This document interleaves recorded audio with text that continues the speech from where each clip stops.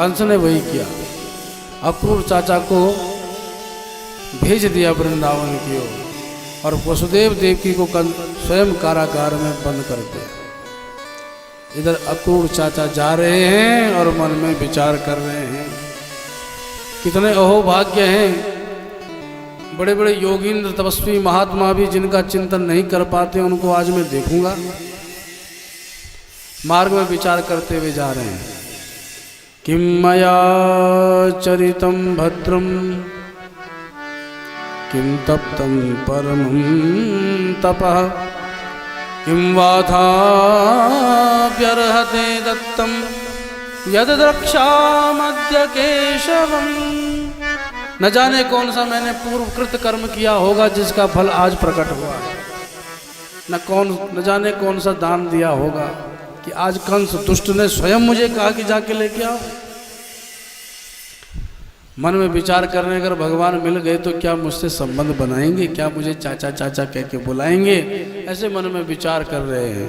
भगवान तो अंतर्यामी सब जानते हैं। सुबह के चले चले अक्रूर चाचा सांझ को पहुंचे, जैसे ही गौशाला में गए तो क्या देखा, भगवान कृष्ण बलराम अभी अभी गौचारण करके आए हैं, गलवैया देके घूम रहे हैं। तो ददर्श कृष्णम रामम च ब्रजे गोदोहनम गतौ पीतनीलांबरधरौ शरदं बुरुहे क्षणौ शरदं बुरुहे क्षणौ।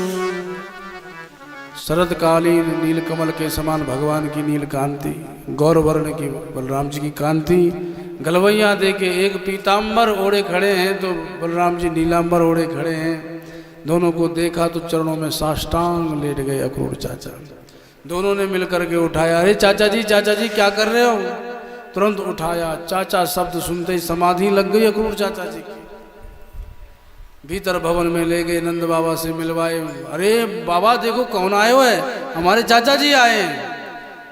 आनंद में निमग्न हो गए अक्रूर चाचा। भोजन पवायो, गौशाला दिखायो। अंत में जब शयन करने लगे तो कन्हैया धीरे से आए, चरण दबाए, पूछने लगे, चाचा जी हमारी याद कैसे आ गई?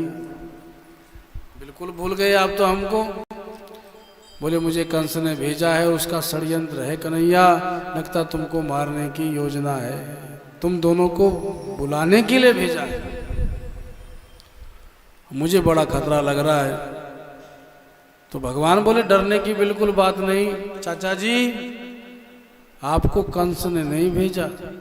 अरे नहीं कन्हैया, कंस नहीं भेजो है, पर आपको पता है कंस के पास मैंने किसको भेजा? बोले नहीं। बोले नारद बाबा को।